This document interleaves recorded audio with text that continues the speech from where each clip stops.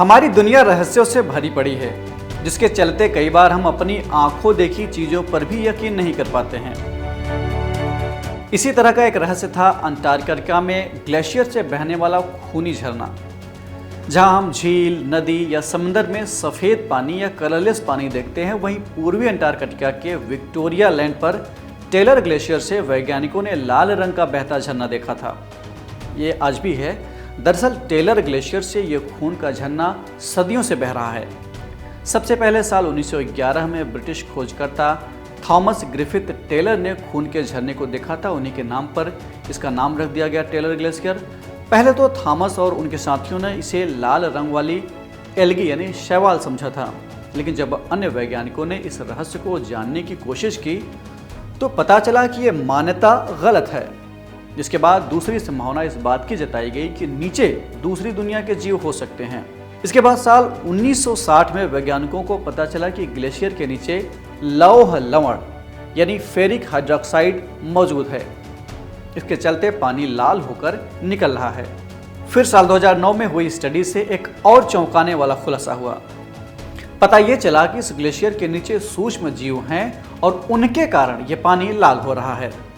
इसके बाद नवंबर 2018 में टेलर ग्लेशियर से नमूने लिए गए और इलेक्ट्रॉन माइक्रोस्कोप का इस्तेमाल करके इस सैंपल का एनालिसिस किया गया।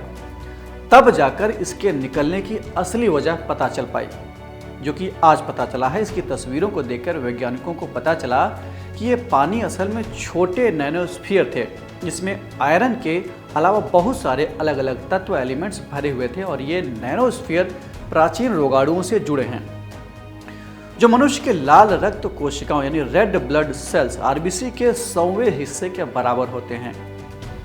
इसका मतलब हुआ कि ग्लेशियर का ये खून असल में नमकीन सीवेज है, जो एक प्राचीन इकोसिस्टम का हिस्सा है।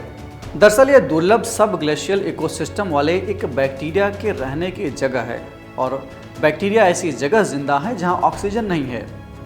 अब ये नैनोस्फीयर नाम की अनूठी संरचना जब ग्लेशियर के पानी के साथ फिसलकर बाहर आते हैं, तब ऑक्सीजन सूरज की रोशनी और गर्मी से मिलकर चमकदार सब ग्लेशियल पानी को लाल कर देते हैं। अब आप ये सोच रहे होंगे कि अगर ये इतना आसान था तो पहले ही माइक्रोस्कोप को ले जाकर इसका इस्तेमाल करके इसकी असलियत क्यों नहीं पता लगा ली गई। एक्चुअली किसी भी खनिज के बनने के लिए परमाणुओं को एक बहुत ही विशिष्ट क्रिस्टलीय संरचना में व्यवस्थित किया जाना होता है। ये होना चाहिए ऐसा, लेकिन ये नैनोस्फीयर क्रिस्टलीय नहीं है, इसलिए इन पर ठोस पदार्थों की जांच के लिए इस्तेमाल सभी तकनीक बेकार साबित हो गई, यानी इनका कोई मतलब नहीं रह गया और असल रिजल्ट सामने नहीं आ पाया था। इतना ही नहीं, नैनोस्फीयर की पहचान करने के लिए स्पेक्ट्रोस्कोपिक टूल को अंटार्कटिका नहीं ले जाया जा सका था, क्योंकि वहां तक इंसानों का ही पहुंचना काफी मुश्किल था। इसलिए इसके नमूनों को विदेशी प्रयोगशालाओं में भेजना पड़ा। वैसे इन नए निष्कर्षों से एक बात तो कंफर्म हो जाती है कि अगर मार्स रोवर जैसे रोबोट्स के पास सही टूल्स न हो तो वे किसी ग्रह के बर्फीले पिंडों के नीचे मौजूद सभी जीवन रूपों का पता लगाने में सक्षम नहीं हो सकते हैं।